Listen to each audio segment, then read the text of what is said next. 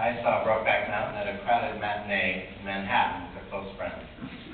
The story, which I had first reread for the first time since it appeared in The New Yorker in 1997, and the general air of expectancy around the film had made me eager to see it, but nothing could have prepared me for the impact of that first viewing. As my friend and I left the theater, we exchanged no more than 2 or 3 sentences with each other about the film, both of us feeling overwhelmed and stunned into silence. I am consumed. I am cursed. There are so many memories, so much pain. I had successfully buried most of it until this movie brought it all rushing back. I had actually convinced myself I was happy, doing okay. I am so lost, so very alone. I just got back from milking 95 head of cows. Gives me time to think about what I've been feeling. The credits roll, and I hurry to grab my coat and straighten my baseball cap, fearful that every motion I was laughing off to myself in order not to let them out would pour out into the lobby. I could not look anyone in the eye for fear I would not know how to speak to them. I stumble out, confused, with a piercing pain in my chest and my stomach. My phone rings, and I find it hard to breathe and speak to my ex on the line. I huff out, I just saw Brokeback Mountain. I really can't talk right now. When the movie ended, I stayed in my seat through the credits to compose myself before leaving, and by the time I got up and turned around, I was the only one in the theater, and no one saw how red my eyes were. I don't recall having inspired to go out and see Brokeback Mountain. I think I assumed it would be all gay bashing, and who would want to see that? Plus, I didn't want to get my heart broken. You staggered out of the cinema in days. It hit me like a missile. I was stunned. I sat in the theater alone after everyone left and cried. It has made me think, reach out, contact the love of my life, consider making geographic moves. In short, it ripped down every wall I built around my heart. Why do some people walk out of the theater over there and talk about the weather, while others walk out to find that the horizon has been erased? Are we so powerfully affected by this movie because so many of our lives are numb, and this movie won't let us be numb? I think English should get his ass over here and clean up my house. It's not my fault I can't get everything done.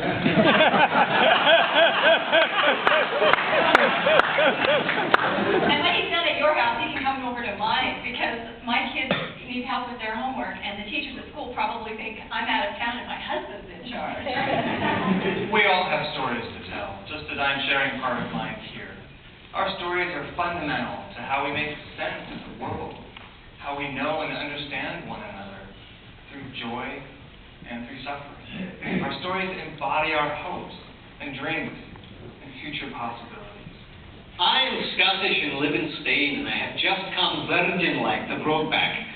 It has dropped a depth charge into my very existence, blown away all of the digressive rubbish 50 years on the planet have filled my brain with, reminding me, perhaps just in time, that love, in all its forms, is the only imperative to which the soul should learn. Hang it again. You should be very proud. This is a life-changing work of art. Remember those 2 shirts? That smell of grass and mountain air? Lingering no more. Your face is a memory, our threadbare sleeves entwined. Come home to me now. I live in a general region of Childers where the movie was banned, and well remember the gay bashing murders that were not uncommon during the late 70s and early 80s, and even still. A friend of mine, who for a while was something more, was one of many innocent victims. I can't begin to imagine the impact this movie has and will continue to have in my life. Brokeback Mountain hit me like the Mack truck. It ran right over my body and left tracks indelible and permanent on my soul. Every day for more than a month during long walks, I confronted long suppressed memories and struggled to come to terms and grips with the demons those memories breed. My first memory, a happy one, stretches back to the age of 5 or 6. I was holding my grandmother's hand as she introduced me to her cowboy pals, Bud and Manuel. From their scuffed, leather boots to their weathered Stetsons. They looked like real men, lean, muscular, with big calloused hands and strong faces, tanned by the sun. Bud owned a cattle ranch, and Manuel was his foreman. They built barbed wire fences and rode the range together on horseback. Later on, I also realized they shared a bed. Bud and Manuel were gay cowboys, even though neither man would have known what gay meant 60 years ago. In those days, gay folk were called queers and homos. Nobody but Bud and Manuel would have dared ask if they were gay. But everybody sensed Bud belonged to Manuel. They were an inseparable pair, just like my grandmother's married friends. I've thought a lot about Bud and Manuel after viewing Brokeback Mountain. They're long gone, but I wish they were here to share their story with me. How did they forge a relationship in rural California in the 1940s? Three visual metaphors from Brokeback Mountain echo in the memories of every gay man who came out when Ennis and Jack were struggling to accept their love. The closet, the bloodied shirts, and the tire iron. Most gay men were wedged in closets so tight and airless we could hardly breathe. We all had our bloodied shirts, the secrets, and the pain and hurt we experienced. We all feared the tire iron that could strike suddenly and violently. My gay friends have been attacked with everything from broken bottles and baseball bats to rocks and ice picks. Brokeback Mountain started me on a journey of self-healing. During my walks, I confronted many things I'd long suppressed, and everything came spilling out. With the help of my friends, I worked through it all. I wouldn't trade that journey for anything.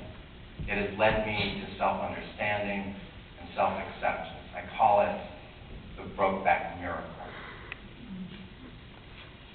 I am a 56-year-old divorced woman. I've had such an incredible experience after watching Brokeback Mountain and still sorting out my emotions. I had low expectations going into the movie due to all the hoopla and negative comments. I was not prepared in any way for what happened to me as I watched it.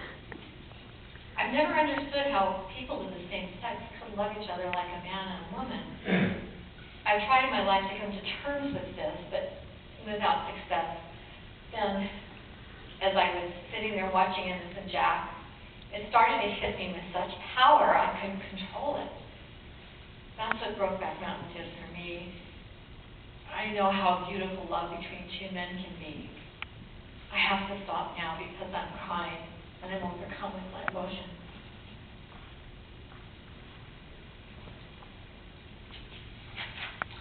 A lot of people, myself included, have been confused and a little bit freaked out by their strong emotional reactions to Brokeback Mountain. To wit, the tears that seem almost non-stop in the weeks after first seeing the movie or reading the book, and that seem to kick right back in at the drop of a cowboy hat in the months that follow. Some have said it felt like Brokeback Mountain uncovered a well of sadness in them that they didn't know existed, which also applies to me. What didn't make sense to me was why people with seemingly little in common, male or female, straight or gay, happily married or divorced, single or partnered, all ended up the same way, sobbing as if our hearts would break. I think each of us who has had this reaction has experienced severe emotional wounding that, up until now, has never been healed by grieving. I also think that the reason we have not grieved up until now is that the wounding, even though severe, was a slow process. So slow that many of us didn't even know we had been hurt until we saw the slow, indisputable proof laid out before us on the screen or page and realized that, to varying degrees, it was the story of our wounding being told. I am 61. No man who is gay does not live in the closet, betraying the truth about himself, denying who he is by presenting himself as who he is not, often many times a day.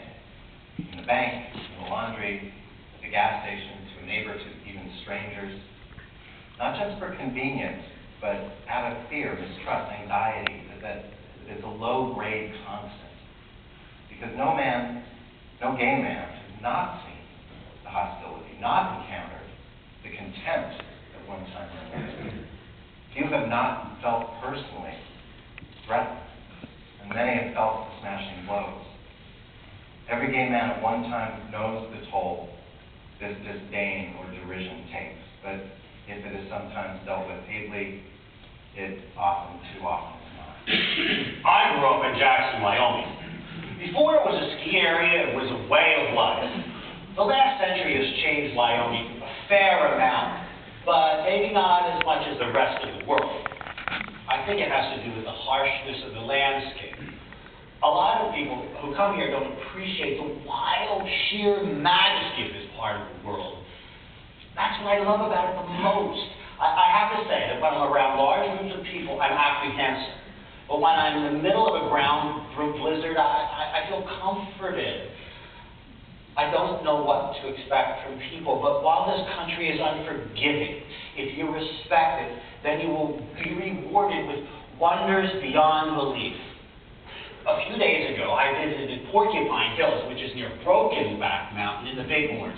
This Brokeback has an end. Anyway, on the way back up, I lost my footing and I fell. I knocked over a rock, and there was one of those lapel pins underneath. It was all rusted up. But I could read the inscription, and it read, "Are we over the rainbow yet?" It was nobody's business there, and yet above, standing sentinel, a tree took in, along with sunlight, the radiance of an arm, a leg embracing madly the other one, sheen of flank and thigh, dark hair, light, bodies twisting, a vow, a threat, a promise, of love beyond love's own tired meaning. They imagined themselves invisible, yet sighing as they did, the boughs in the wind watched, trembling as they did, the branches longed to embrace too, the embrace upon the pine's own scattered needles. Summer ended, years passed, a tree cut down for firewood, but within the fire from 1963 glowed there, the memory of a love long past, an after image, like the sun behind the clouds, behind closed eyes. While Annie Proulx may have intended to write a story about the destructiveness of homophobia, I think she wrote about something else, perhaps she was even unaware. A story about the destructiveness of emotional and physical abuse and the neglect of young boys. Had both Jack and Ennis had childhoods built on love, I'd like to believe that they would have had the means to make things work, or at least make better choices. Without that foundation, they were doomed from birth. I find myself crying at inappropriate times. Real life has almost never felt this painfully real. What is it about this movie? It keeps kicking me around. It's like everything I shoved away just so I could survive, just decided to visit